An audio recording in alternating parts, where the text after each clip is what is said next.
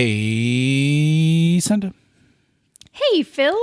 Hey, I was just wondering, do you remember, what happened in last week's show? I don't, but if you give me a second, I can. Let me just grab my notes. Oh, notes. That's what we should talk about tonight. Good idea.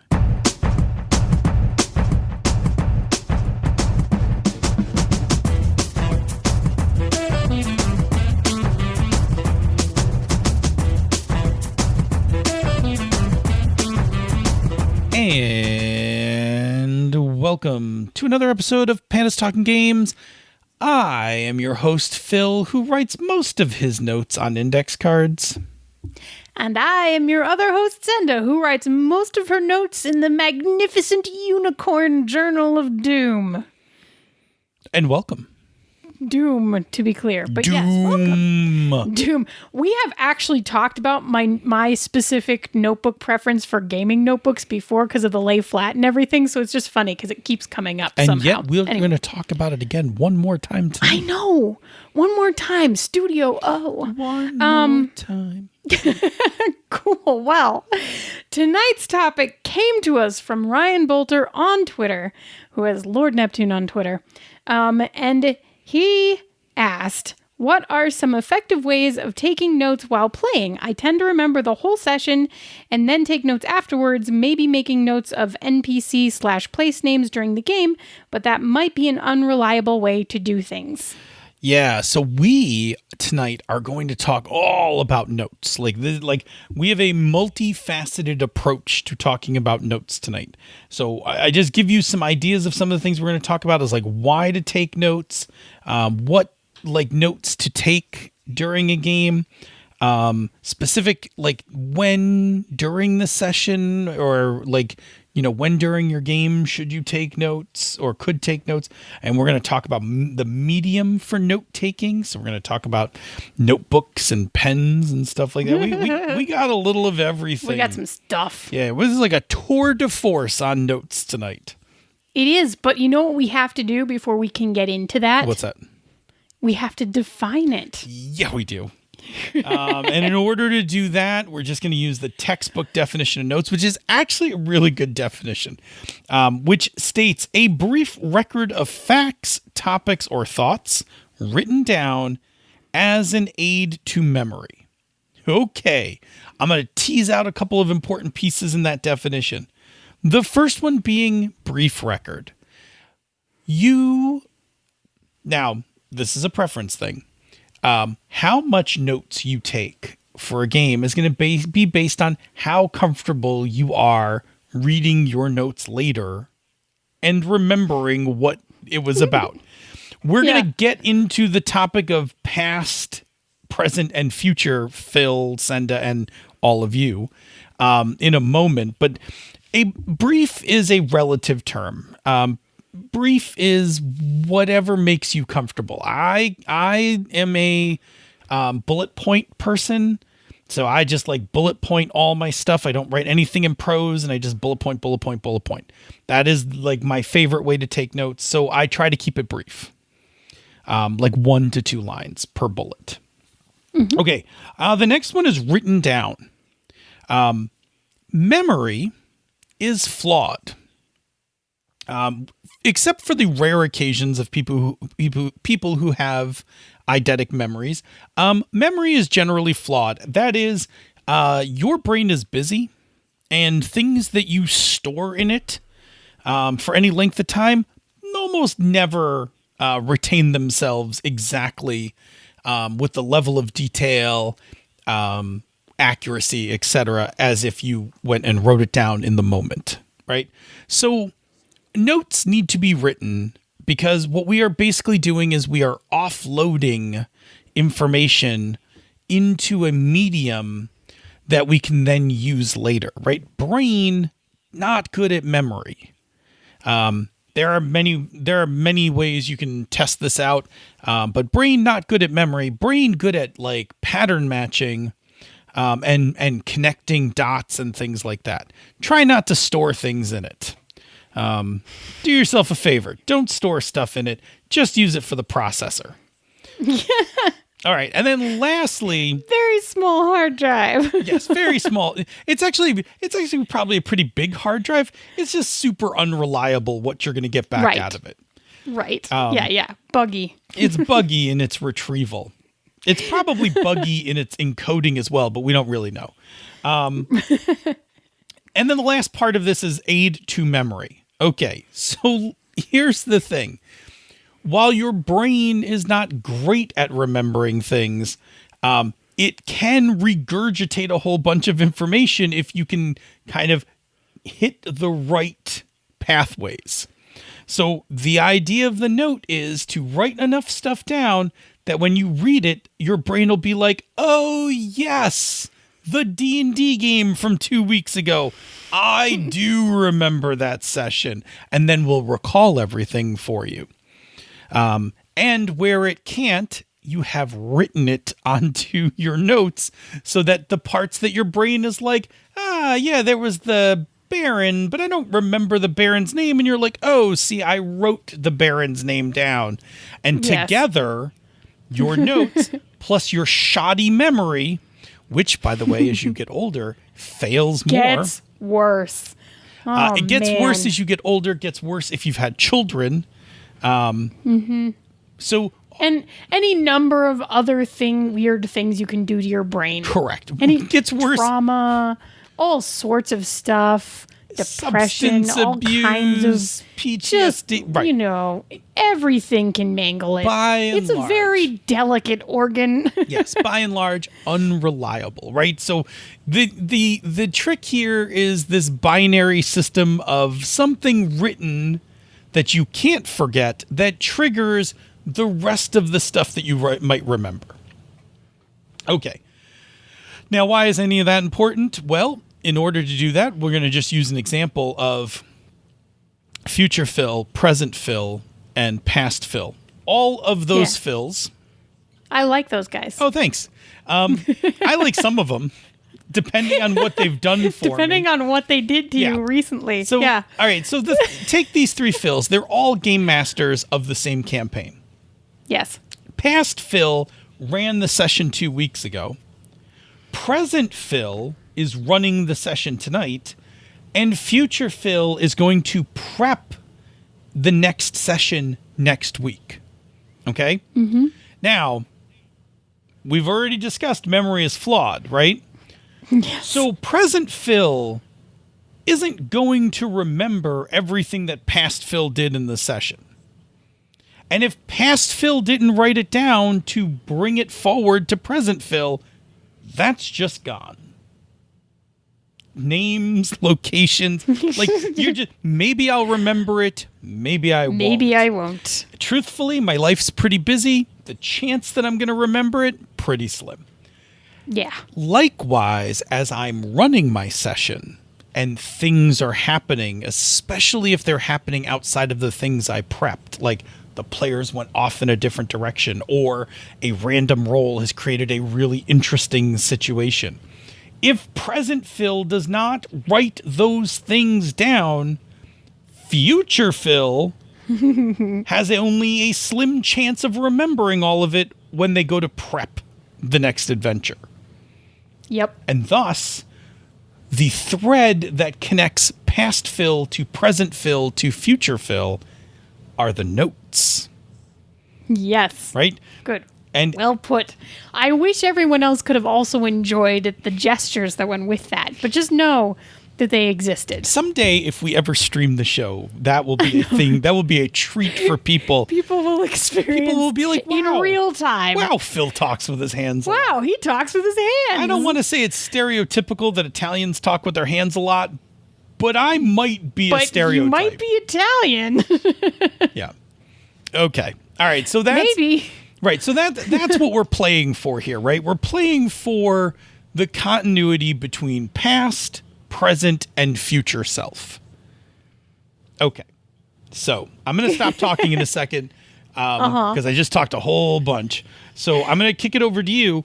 But in a more traditional Panda style, Note taking is important for both GMs and for players. Right? Do you want to talk a little bit about that? Yeah. So basically, there's a number of reasons that you would write things down or take notes, both as a GM and as a player. And sometimes they're kind of the same, right? But sometimes they're kind of different because you're playing different parts of the game. So like as a GM, the really important things for me are things like what happened in this session? Like what did they do? How far did they get? Who did they meet? Etc. Like all of that stuff, right? Notes for things that may happen in the future, right? Like, oh, this thing happened and I just created this NPC. So now I need to write them down because I need to bring them back again, right? Or they totally missed their perception check and the pickpocket took off with the magic ring that they needed to complete the adventure. So now I know that pickpocket is going to come back and they're going to have to deal with that situation. But I better write it down because otherwise I might forget that. Right? So ideas for future things like that. Changes and deviations from the prep. I don't prep very much. So this one is a little bit more Phil. Do you want to talk to it at all? But it is one of those things where when something came up that you didn't expect, right? Yeah, I mean, so it can be when things deviate from prep, right? Like that's a good time to take notes. Like, so if you've prepped your adventure, and things haven't gone quite according to prep, it's a good thing to just jot some notes down. And the reason why is if you don't, when future you goes to look back at what happened during the session, they're going to look at the prep. And maybe that will be enough to jog their memory about what changed. But and maybe it won't. So maybe they were on their way to deliver the magic ring to the person to end the whole adventure, and that's what you had prepped. But then the pickpocket made off with it, and now they don't have the magic ring. That is a big difference. Exactly. So, it's really good in terms of like, oh hey, we've gone off the charted path here.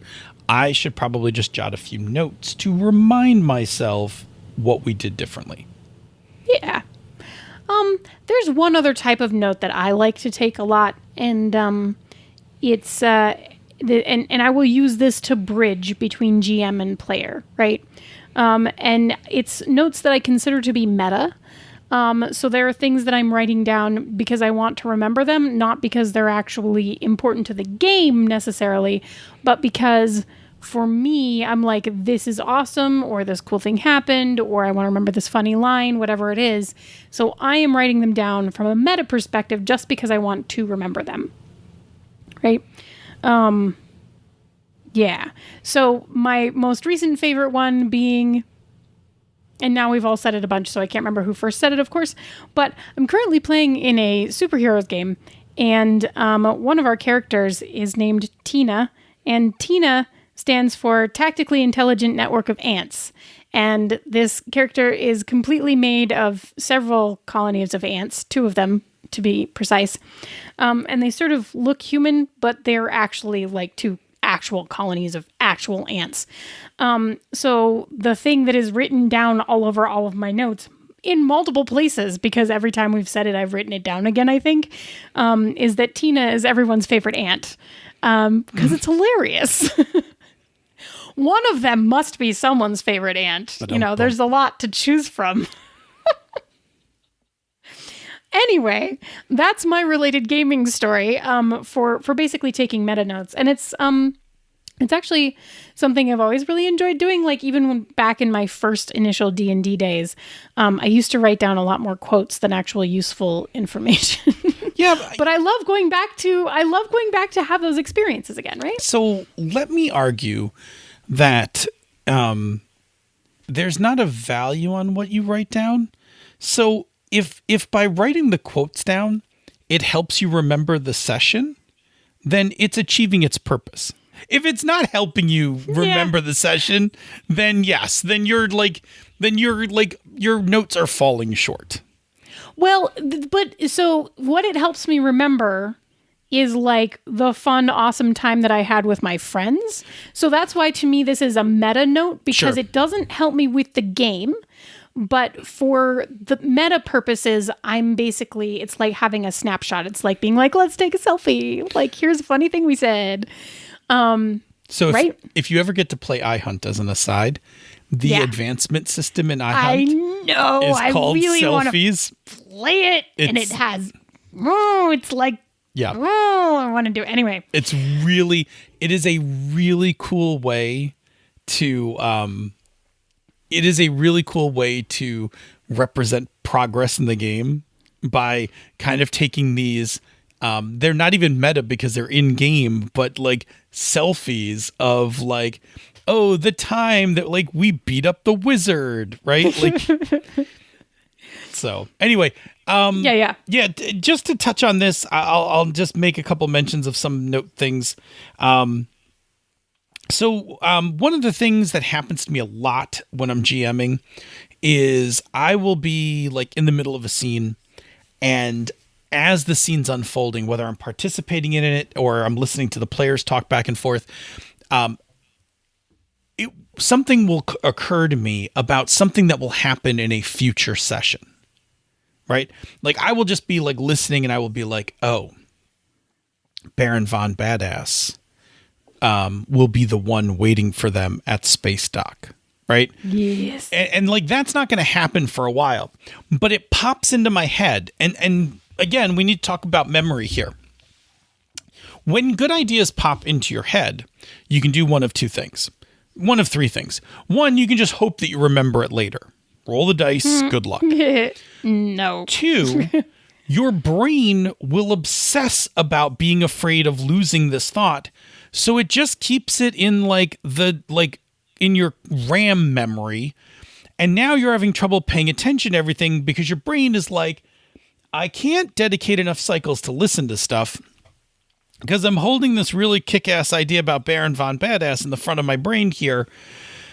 And you're going to be slightly off. And then something's going to distract you and you're going to lose it anyway.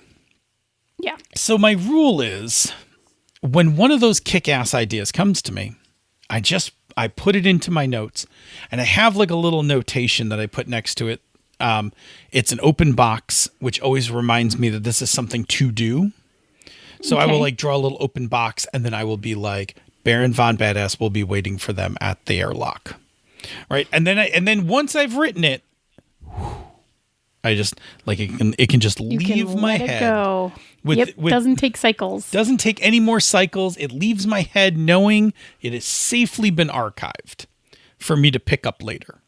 So that's a big one for me. And that happens even more so if I am improving a game. Yeah. Because as the players are improving, I start improving future stuff. Yeah, well, I mean, you are basically doing head prep stuff on the fly as they're doing stuff in reaction to them. Mm-hmm. Mm-hmm. Yeah. All right, cool. So I think we've made a point about like there's reasons to take notes as both players and GMs. Let's talk about some of the stuff you might put in your notes.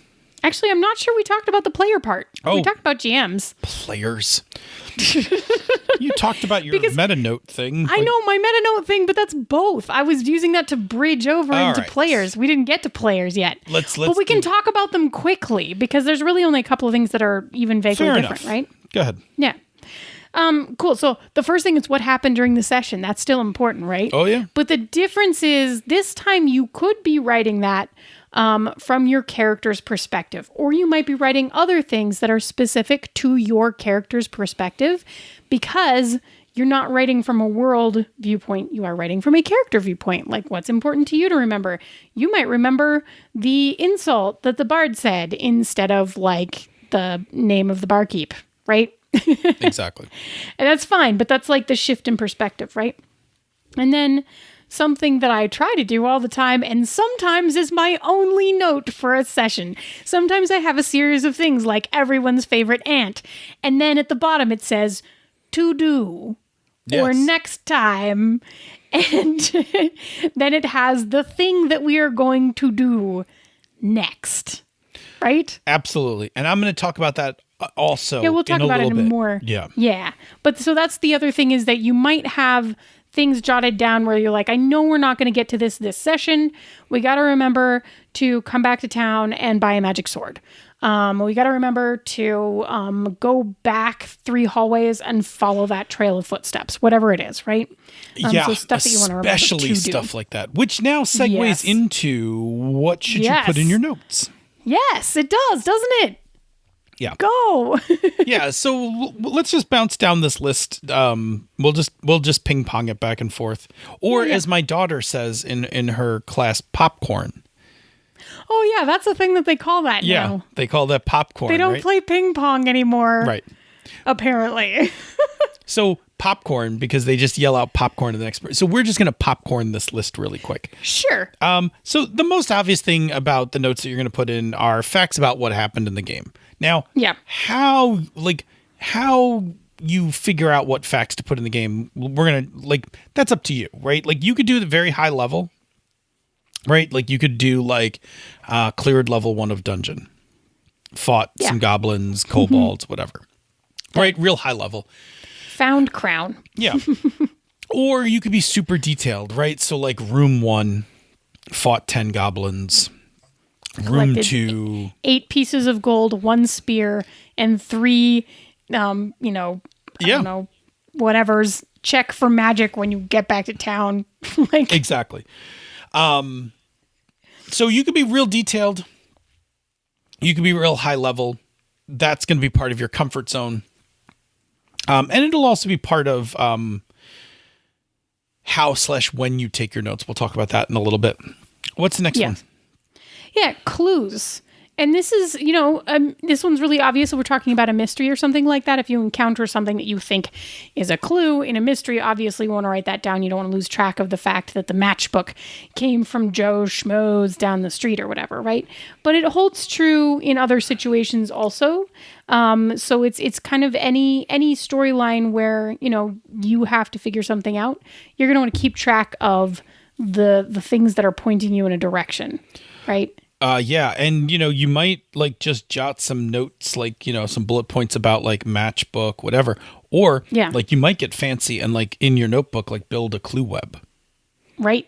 Because that may be how you're gonna solve your mystery. Yeah, because it might be found matchbook in deserted car on this street corner, connected to this car last seen at this location, etc. Right? Exactly. Yeah. Next one on the list is you could be jotting your character's thoughts. So you may be taking your notes in third person. You might be taking your notes in first person. Mm-hmm. I have found that it is kind of a fun activity during a game when I'm a player to take my notes as my character. It's like a little extra time for me to be my character without having to use up spotlight time, without having to, be in a scene or whatever. I can just jot my notes as my character in whatever, quote, voice my character uses. Yeah, it's really interesting. I will just say, I did a gnome cast. Oh gosh, COVID time. I can't remember how long ago, maybe a month. With Jared and Ange, where we talked about journaling for games. And obviously I've been playing a ton of solo journaling games, but one of the things that Jared was specifically doing was journaling as his character outside the game and basically writing all of their stuff down, what they had done in a really detailed way, like a really detailed set of character thought notes, right? That he was then sharing with everybody, which is cool. Anyway, so that is a whole other thing that can get really interesting. And again, as detailed or not detailed as you want. Things to do next session / future. Like I said, this is a thing that if I do nothing else, I write next session at the bottom of the notes, and I say, we are going to this spaceport to do this thing. Don't forget to kiss the boy, whatever it is. No, I'm 100% with you. Whether I am a player or GM, yes. The last line in my notes is always next session, ... And then I write, I will write in like if I'm the GM, I write in like what's coming up next. Yep. Or what they said they were about to do. Yeah, and then for my Forbidden Lands game, where date and time is actually really important. My next session section of my notes will say next session, and then it will say like the date, and then like start at like morning. Yeah. And then like characters start in camp in morning. Yeah. That kind of thing, so that I don't break continuity of time in that game. Yeah. Yeah, that's super important for that game. Yeah. And I don't usually have to worry about it. But I do also end up sometime with sheets that like have like a weird sketchy thing and then like 3 words and then at the bottom, next session and actual information, right? Which is pretty funny and just actually speaks to sometimes when a game is really good, I'm really bad at taking notes because I'm really invested and involved in the moment. We're going to talk about that. I know. It's very good. No, you go. Oh, yeah. Popcorn Phil. Next thing you can put in your notes is maps. I did a Dungeon World game where I was actually trying to keep a relatively accurate map of the dungeon while we were going through it, which, was fine because the, GM was making up parts of it, but whatever. Like I was drawing out sections of it as we were going through it. And I had the little diagrams. I was the thief, right? So like I was diagramming the dungeon and marking where traps were and things like that. And then in the other column was writing notes about the adventure. So you could totally draw some maps. Yeah. I used to be the mapper. I was the mapper in my original 3-5 days. That was me. I did the map. And it was a thing. And I had graph paper. And that's hardcore, man. Boy, we're trying to reproduce what the DM was looking at based on what he was saying was... I mean, it is a skill in and of itself on both sides. That's some old school, like that's like some really old school that's some D&D. It's not a practice I do anymore. Me either. I haven't done it since. Right. I remember doing it when I first learned how to play the game with the exact, game of telephone disastrous results of drawing the map. You're off 5 feet in one place and it means the hallway just like jams right into a different room. Exactly. And you're like, this doesn't make any sense. Yeah. Anyway, but yeah, that's a thing. But maps, as detailed or as not detailed, now you get little sketchy like circle, line, squarish here thing, right? Which is really sufficient. And then of course the last thing that we said before, which is like the meta, which is the keepsake slash nostalgia note, right? Which doesn't necessarily have to do with the game directly, but is the stuff that you as a person and a human at a meta level may care to remember in the future. Yep. I'm going to add one more to the popcorn list. Like your notes might also include treasure. Yeah, that's a thing. Like if you're playing a dungeon crawl, writing down the treasure is part of the notes of the game. Oh boy, and you got it because you will not remember when you get out of the dungeon that you have 2 spears, a masterwork sword, a tower shield, and 18 pieces of gold and 3 copper. Like you're not going to remember those details to either split up that booty or to like go sell that stuff, right? Exactly. Like you're that is the kind of thing like that's just impossible to remember. Yeah. Your treasure list is a form of notes. Who took the cure light wounds potion? Who took that one? I can't remember. Exactly. Write it down. Cool. All right. So next is, and this gets to Ryan's question, like having talked about why you should take them and having talked about like what you could possibly take for notes, like how during a game can you take notes? Ryan started it off by talking about end of session, which is totally valid. I think it's actually a pretty hard time to take notes because end of session is usually a flurry of activity as people are kind of collecting up experience, finishing off the game for the night, packing up, talking about what happened, etc. And to stop like at that point and be like, all right, I'm going to take 5 minutes and jot my notes down for the game. Like, I think it's actually a pretty challenging place to take notes. It can be kind of tricky. That is definitely, for my particular group, that is a lot of social time for us. Yeah. Right? Like, we wrap the game and then we get very social for probably like another 15 to 30 minutes even, right? Like, and by the time all of that's done, I'm not going to remember again to go back and finish my notes. Yeah, exactly. Which is why, so the note that I personally take right at end of session, right as we're wrapping up, is the next session or like to do next time. Like that one sentence that I always do like at the end of session. But other than that, I struggle with trying to write things down after the session is done. Yeah, it's super hard. I could not go back and recap an entire session at the end of session, right? Like I'm definitely not that person. I am definitely a person who, and this goes to our next bullet point, I am a during session note taker. If I'm GMing, I actually will at times, my players have all encountered this. I have at times while GMing will tell players like, "Oop, hold on a second, I need to write a few things down." And then I will jot a few notes down and then I will keep GMing. Yep. It's a little easier when I'm a player. Yeah, it's a little easier as a player. And depending how much or how big those notes are, I am writing notes when I am GMing as I am talking. Like literally somebody will be like, "So what happens there?" And I'll be like, write 2 words while I'm saying, "Well, you're climbing the wall," right? But I mean, if I'm writing sentences, obviously, the more complex really the thought is, the less I'm talking at the same time. Exactly. But yes, I'm with you. But yes, you can do it. Which leads us to the next thing, which is I do the vast majority of my notes personally. I actually do when it is not my turn.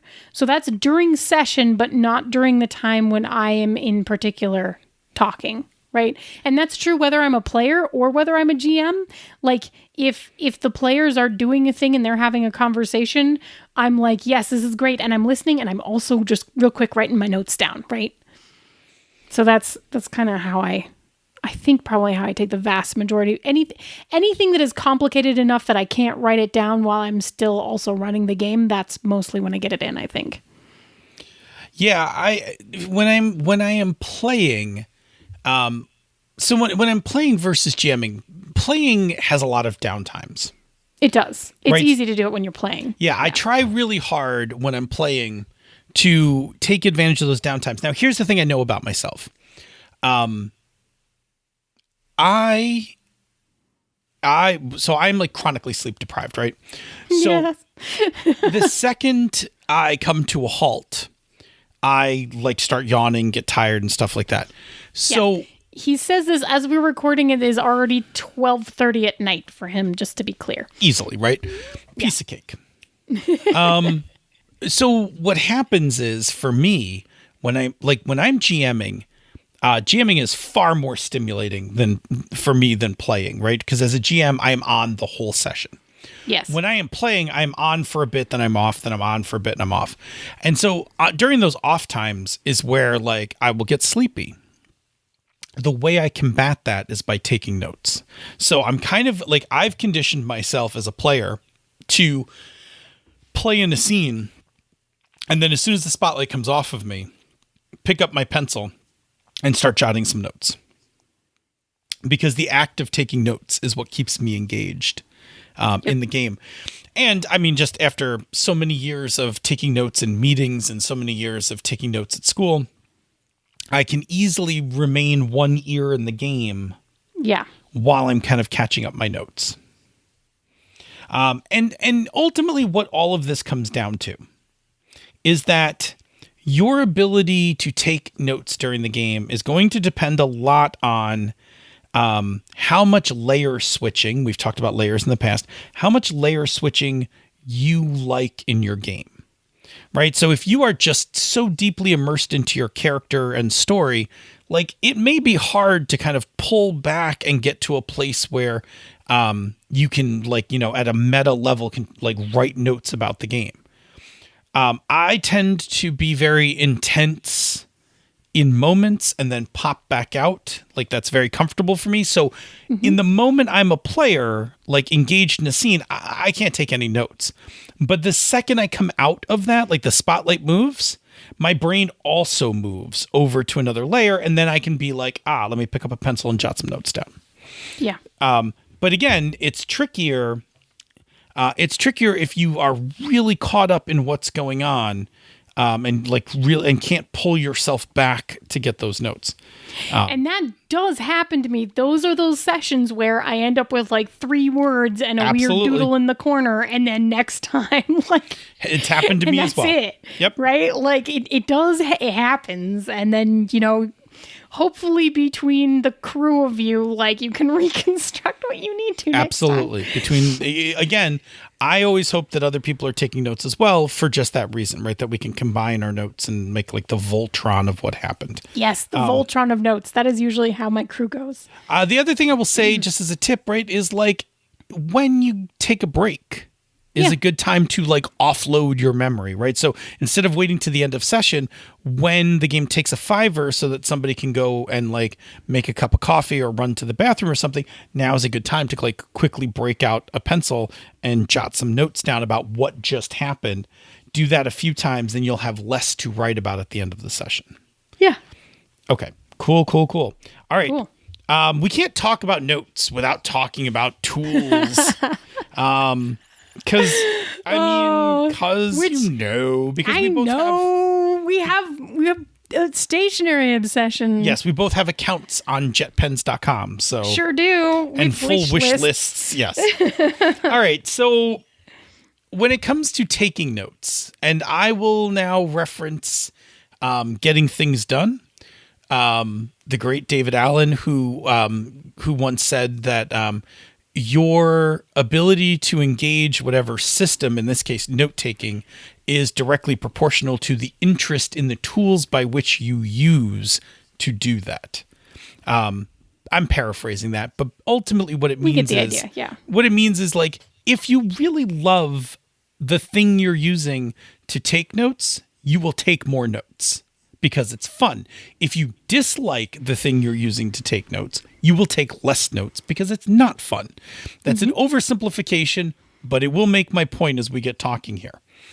To that then, one of the things you should think about for taking notes for a game is, how do you want to take your notes for the game? Like, on what medium? There is the traditional medium of the analog medium, right? Paper, pen, pencil, that kind of thing, right? Yes.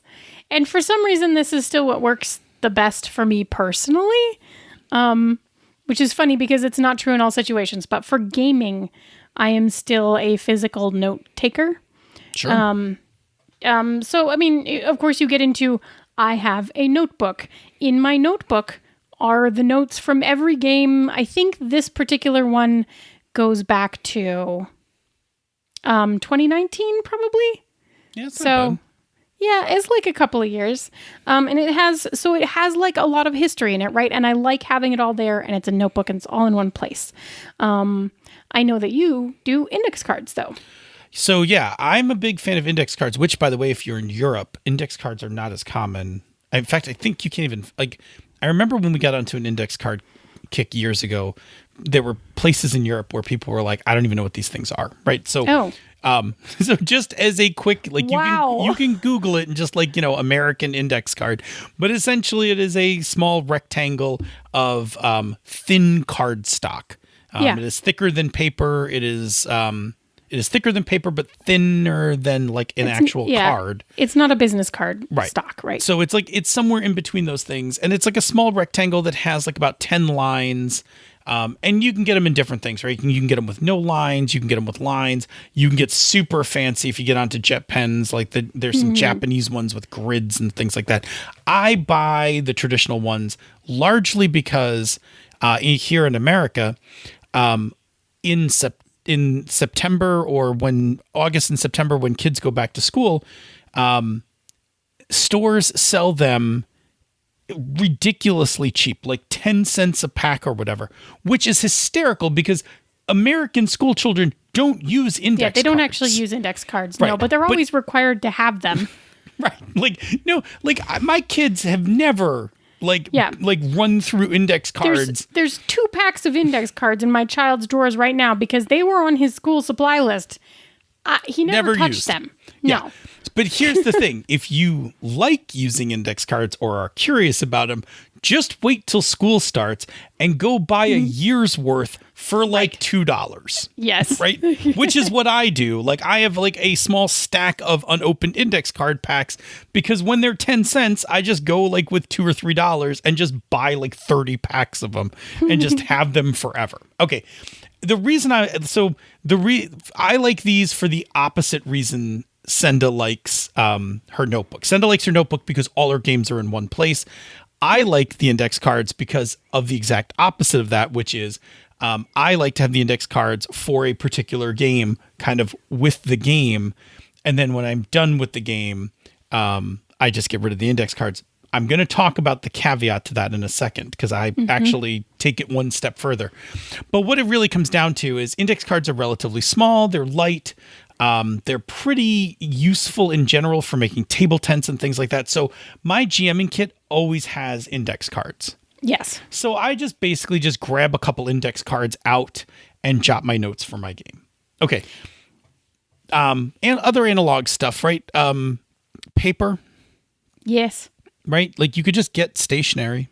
Yeah, whatever paper makes you happy, in whatever form that makes you happy, in whatever, if it's a notebook like mine, cool. If it's not, cool. But let's talk about the other thing that's really... Yeah, I know. Let's really talk about this one because I got one right here. There you go. Let's talk about pens. Let's talk about writing implements. So what do you got going on there? Like, I mean, I know you got a specific favorite. I don't want to harp too much. I'm going to let you plug your favorite really quick. So go ahead. Good. So this is my favorite. I am indeed holding my favorite. My favorite is a Frixion Ball Slim .38. I know that this is a thinner barrel on this pen than some people might like. So just so that you all know, if you like a thicker barrel, all the ones that you can get easily in the US are 0.5 and 0.7. They have a much thicker barrel on them. I like my tiny pen. But the reason that the Frixion is the one that I am in love with is because it writes like a pen and has a really nice smooth line like a pen and doesn't smudge like a pencil. Because when you have a notebook that you're using over and over and over again, pencil smudging is a thing. Yep. So no smudging, very clean lines. I love the .38 because it's very crisp because I like small. But, that's beside the point. You do whatever size makes you happy. But it also erases more cleanly than a pencil. And it's beautiful. It's just beautiful. I'm like at the point where I just keep buying more of these pens and you can go truly wild. They also make markers. They make highlighters. I have the Frixion highlighters so you can erase your highlights. It's pretty impressive. It's very cool. So I have a whole set of Frixion highlighters so I can highlight stuff. And if I screw it up, it doesn't matter. Which is a big thing for me because I can get into a space where I'm like, it's dangerous.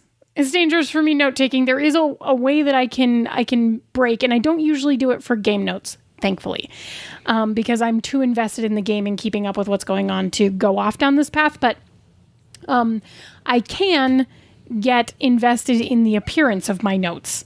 And if I do that, then I will struggle with where to put things or how to write them nicely so that they still look nice. And erasable pens and highlighters remove the fear from me, and then I just write them wherever. And if I screw it up, I erase it. It's delightful. It's come up a lot in my solo journaling games, which is a little bit less note-taking and a little bit more journaling. But I do now use Frixions for all of my in-game note-taking as well as everything else in my entire life. Yeah. Now, I'm not going to go into favorite pencils or pens of mine. I have a couple favorites. I'm happy to post them up or whatever. What I'm going to say about it is, if you've never done a little research or spent some time trying to figure out what a good fit pen for you is, there is a big difference between just taking a Bic stick pen and something that you've kind of like thought through and picked out in terms of the desire to write. I will say this. If you go to jetpens.com, they have many articles and videos on how to kind of find your pen. Like Your if happy you are, pen. I mean, if you are left-handed and into fountain pens, which does not seem like they will go together, they have an article on best inks for left-handed fountain pens, right? If you like ballpoint, gel pens, whatever, there is something on jet pens. I will plug jet pens one last time, but you will, if you do a little research, you can find pens that are super comfortable to write with, very enjoyable to write with, that don't break the bank. My favorite pen is like a $10 pen. It's a Japanese pen. It is exquisite, and I love it, and I love writing with it. It's not that expensive, and it's fine, and it's great. This is a $2 pen. Exactly. Maybe $3. But it's the ink that does it for me, so... Okay, let me jump over to the digital side. Yes. Otherwise, we will never end this episode. We will spend the entire night talking about pens. You do not have to write your notes. If you do not have good handwriting, if you don't want to carry around a pen or a pencil, there's plenty of ways to digitally record your notes. Google Docs is fantastic. And, like, for instance, like I know in most games that Chris runs, note-taking is a shared activity by the group that they all take the notes in Google Docs. Like, they all just type in notes in, at the same time and fill in, like, one document. It's a great way to do it. You could take notes in OneNote. OneNote is one of my favorite tools for archiving data. It is my primary platform for how I do prep for my games. A future topic if you're very interested. But OneNote is my place to go for prepping games, but it is also perfectly fine for storing your notes.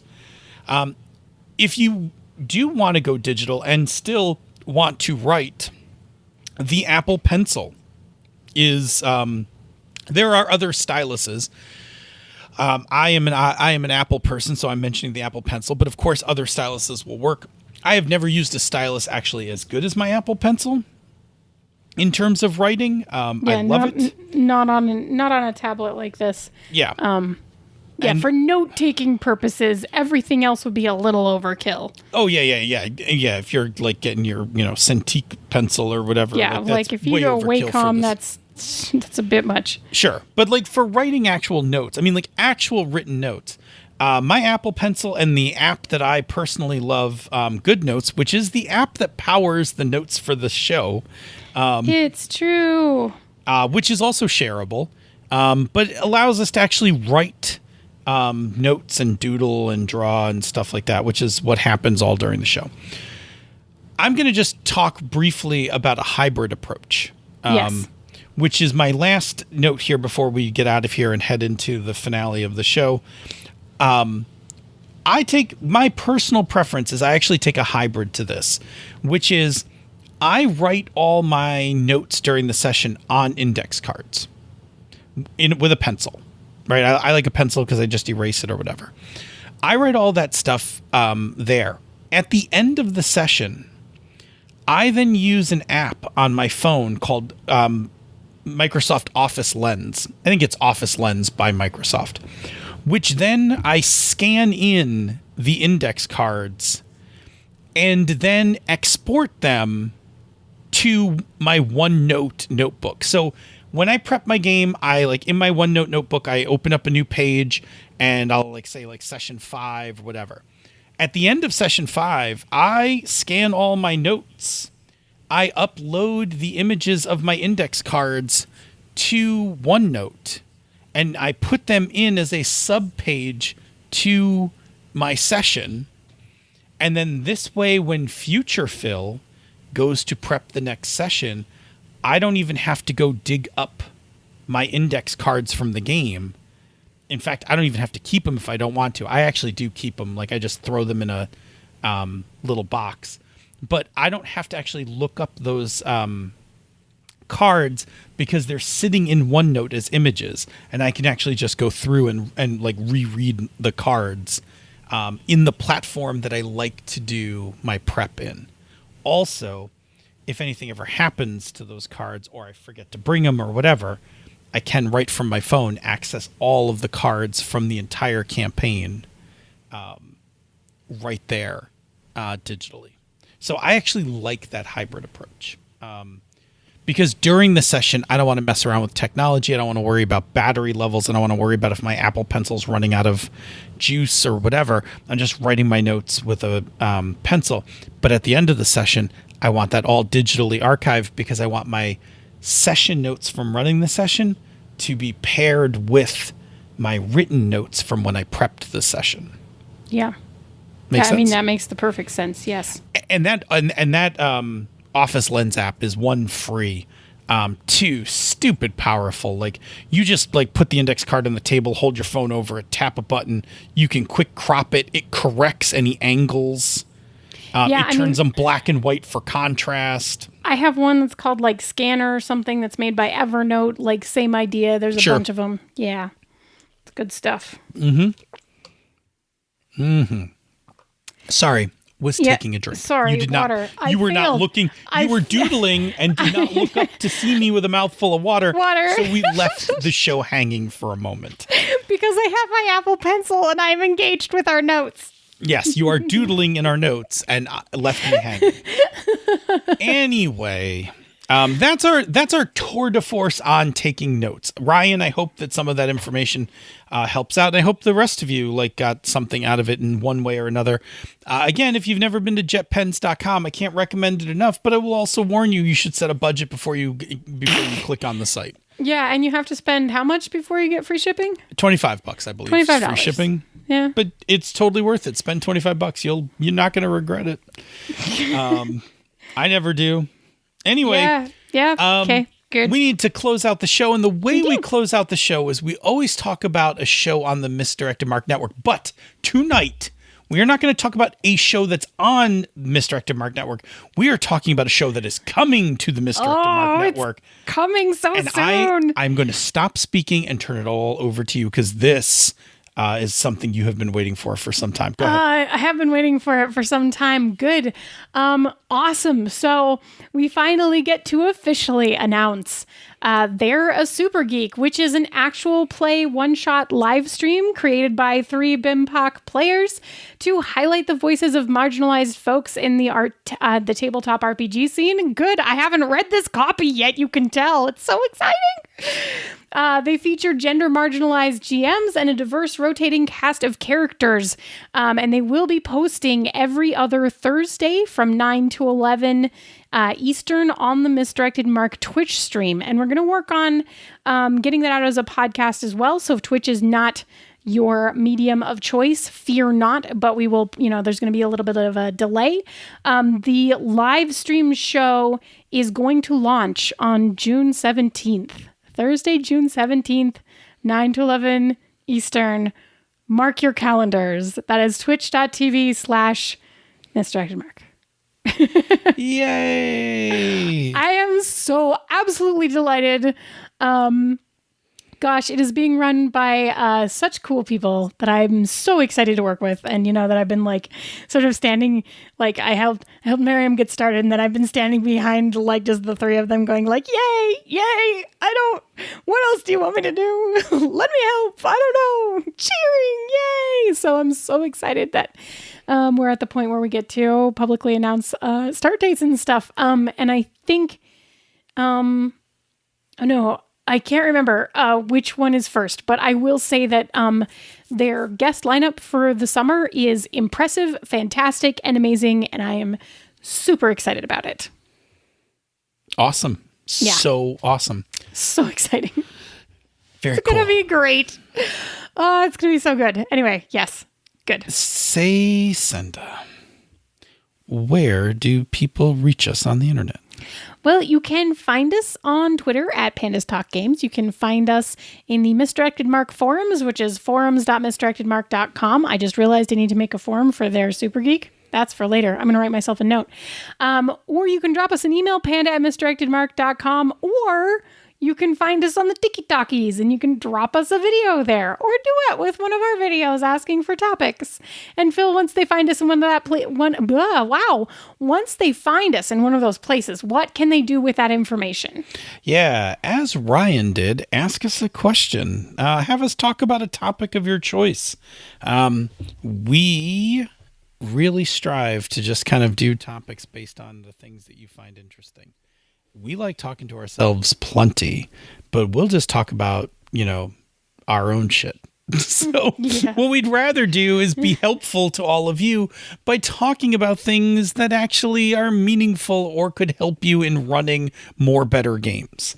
So in support of that, please just send us topics, questions, things that you want to hear us, just like pontificate upon, in the gaming sphere. There's no rhyme or reason to how we pick them.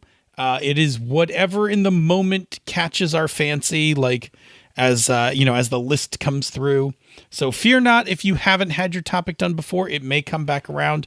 Don't be shy if we put out another call to stick a topic we haven't done that you've asked before and jam it right back into our faces. It could be your lucky day. It's true. We're sort of disorganized about it these days. We're not very... Look, we used to be really organized about our topic list. Season 1, we had a topic list that went weeks out in advance. Season 5, we basically just show up. We're like, I don't know, what should we talk about tonight? I don't know. You want to go look at the list, or should we just see if there's something on Twitter that catches our eye? Go rattle the tree, see what falls out. Just go shake Twitter a little bit and see, and we got a bunch of good ones today, so maybe we'll just use a bunch of those for a while. I don't know. Here's the thing. You guys are awesome. You have never failed to supply us with good topics, so please keep up the good work. We appreciate it greatly. If you like what we do here or elsewhere on the Misdirected Mark Network, please consider supporting the Patreon campaign. Go to patreon.com/MMP. Patrons get access to the Slack room for life. They can hang out with us. They can come to the Friday luncheon. You get the bonus outtakes. Now the Bamboo Lounge. You get the Bamboo Lounge from this show. You get the after show from the Misdirected Mark. Other things are coming. We are... signs are looking good. People are vaccinated. Infection rates are dropping. There is a good chance Encoded Publishing is coming back around. And when it does, we'll make some stuff. And we like this. When we make stuff, we like giving stuff to our patrons. So that is a definite benefit. We appreciate you supporting our Patreon immensely. We would not have been able to announce the new show had it not been for...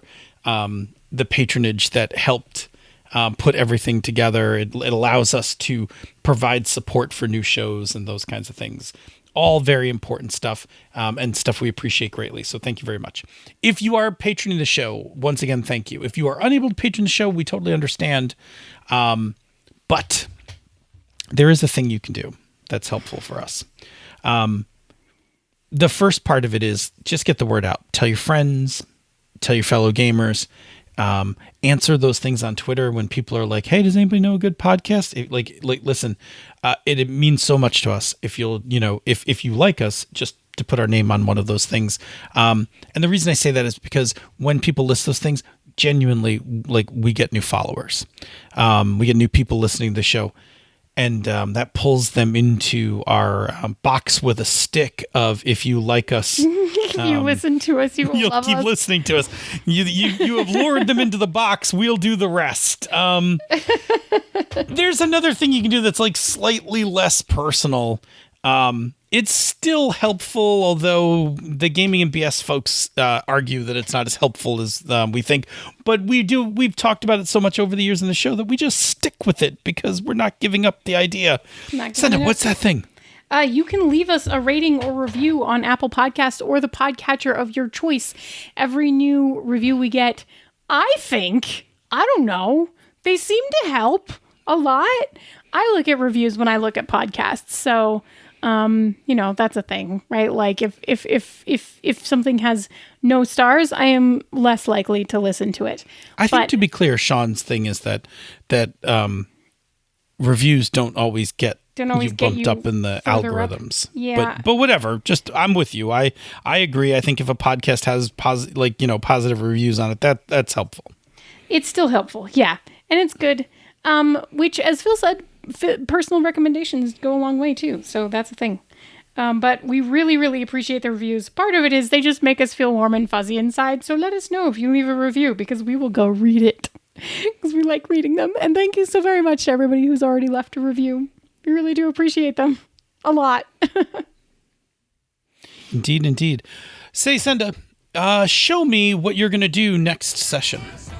Pee.